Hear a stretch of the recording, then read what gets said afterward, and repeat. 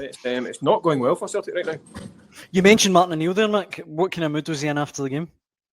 Yeah, he spoke to me. He just said it was really disappointed. He wasn't happy with how we were defending. He spoke about how it was a lesson. He said Midtjylland gave Celtic a lesson and what it's like, what you need to be a strong European team, which is quite an eye-opener in itself for Celtic Football Club, to be perfectly honest with you, when you compare budgets and things like that. Listen, we talk about this till we're blue in the face, but when Celtic are having to take examples from teams, with the greatest of respect, but with teams with a fraction the size of the budget, 10,000.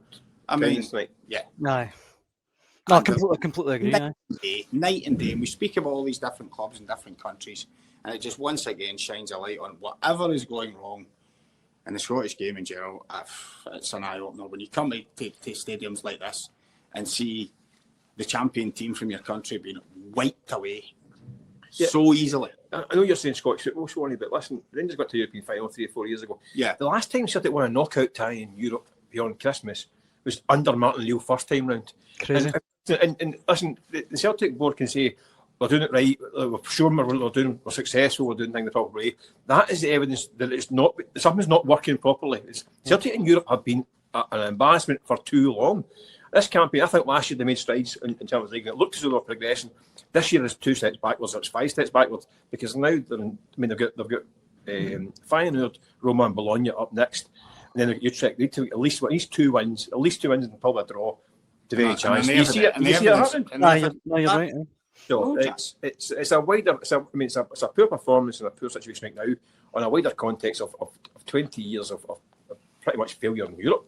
Let's be honest. As I say, I think the Scottish game it does under the microscope, but Celtic in their own right are under the microscope. Yeah, and to be fair, that is fair comment. That's more of a Celtic thinking. Considering how much or how many years they have been the champions, to have that record that you talk about is it's woeful. It's woeful.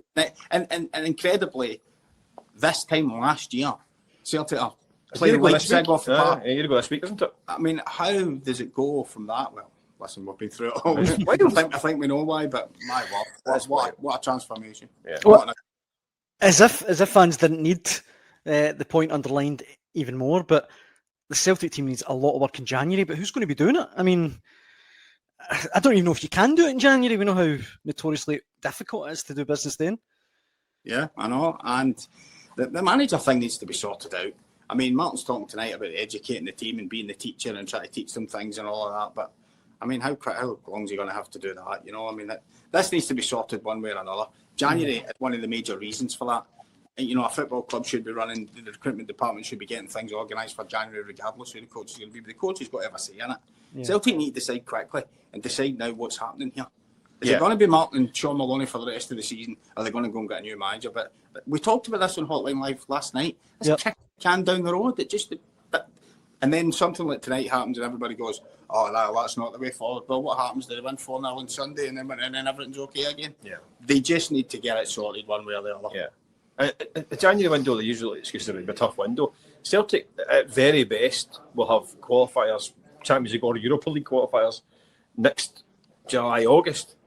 The work needs done in January. How many years does Celtic not do the work in January and then play catch up in the August? That cycle can't continue. But the manager is a big issue. I mean, listen, the Martin O'Neill thing for 10 days has been giving some partners a bit of enjoyment, but it's not a long-term solution. It really isn't. That needs to be nailed down. The international break coming up, that needs nailed down during this international break. We need a manager in the door and just let them start building, and that building work's got to start in January. Because this squad just now is majorly wanting. Well, I mean, that's sort of just to finish, guys. On one hand, I was watching the game tonight and thinking, well, you can't really blame a lot of this on Martin O'Neill. Look at the squad. But then on the other, it seems that maybe the attitude now is, thanks, Martin, but we need this new manager in. Well, I think something is this needs to be resolved. It needs to be resolved and quickly. I don't have the answer. I mean, is Martin O'Neill completely to blame for what happened? Listen, nobody went overboard after the wins over. Well, a lot of people did. A lot of people did, but the majority of sensible folk didn't go overboard after wins over Falkirk and the 10-man Rangers. In the same way, they won't go overboard the other way. The problems lie much more deep-rooted than Martin O'Neill and Sean Maloney than what happened tonight. The things we just spoke about. Yeah. But all we're saying is something needs to be clarified quickly on this. Yeah, listen. I think Martin's come in and he's done it. What he needed to do was be a kind of unifying figure, lift a bit of the mood, and he did that. But now that week's out the way, Yeah. it's kind of back to the reality. Well, and I the was going to say 10 days and that mood's gone now. Because it's the same old problems getting exposed, and the same old problems need to be fixed. And it's not going to be a quick fix, that's for sure. But No. a new manager has to come in, assess what he's got, and then get into the window. So Celtic can't afford to hang about. Because I, like you say, it's quite unbelievable how they managed to get themselves out of this situation. I know they've been unlucky with injuries. I mean, Carter Vickers, Jota, Arthur Johnson, Desmond have been out for a while. I mean, injuries are major problems. But Celtic meant to be a big team, a big club that should be able to cope with injuries. Yeah. Everyone. Yeah. But I mean, that's Midtjylland seem to manage it. They seem to have got the recruitment right. They're a modern thinking. They know this Moneyball method they've got that's been famous for a few years. Whereas, what's Celtic's strategy? I don't know. And at the moment, I don't know what the manager's going to be. Guys, it's always a pleasure. Thank you so much for joining us on the Hotline Live. Safe travel up the road when the time comes.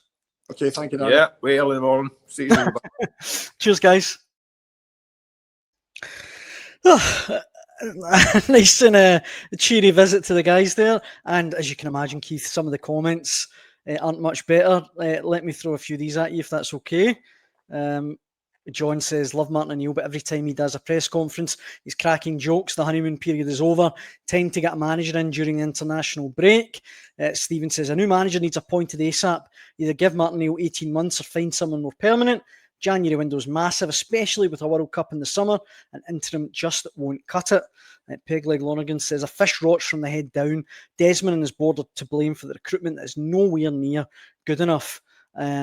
Celtic for Life says it shows how bad the Scottish scouting systems are. Some of these teams have got half the money we have. And finally, again, Hoopsholic says, this isn't a Celtic or Rangers issue. It's a national crisis. As per trickle-down economics, it doesn't work anywhere, never mind Scottish football. And sorry, actually, last one. Bruno says, the tectonic plates of Scottish football are moving with Bloom's investment and support to Hearts. The old firm have been caught sleeping and certainly will behind Hearts in the recruitment process.